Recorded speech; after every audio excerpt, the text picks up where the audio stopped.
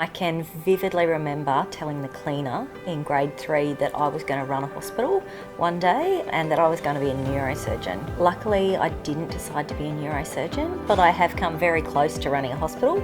I would tell that little girl that she needs to take risks, get the tools that you need to succeed, and never stop fighting to get there. My focus to help make Queensland Health strong is all about bringing the clinicians and the consumers of Queensland together and giving them a platform for their voices to be heard. The voices of all of those people who have the sparks, they have the imagination.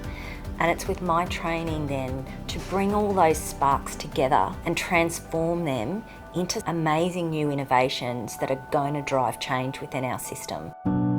Workforce, as there is in most industries at the moment, it is one of our biggest challenges, and our population are getting older, which really puts much more pressure on our hospitals and health systems. And so it's how we learn to change our models of care and how we make sure we're still getting really good outcomes for people in a world at the moment where health workforce is very hard to find. One of the reasons that I did an MBA and did that at Southern Cross was that I wanted to do something else, something that was different, something that brought a new, exciting perspective so that we could bring industry type thinking into what we're doing in health and how I could use those components to actually better manage and run hospitals, but to get better outcomes for patients. And it was really fantastic.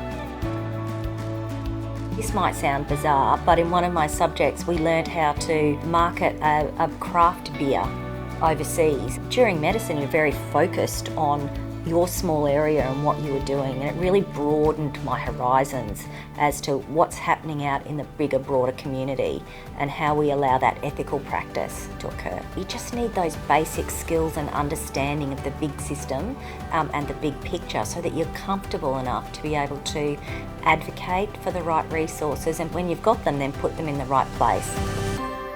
I've always been someone who can't sit still. If I stop, I won't know what to do.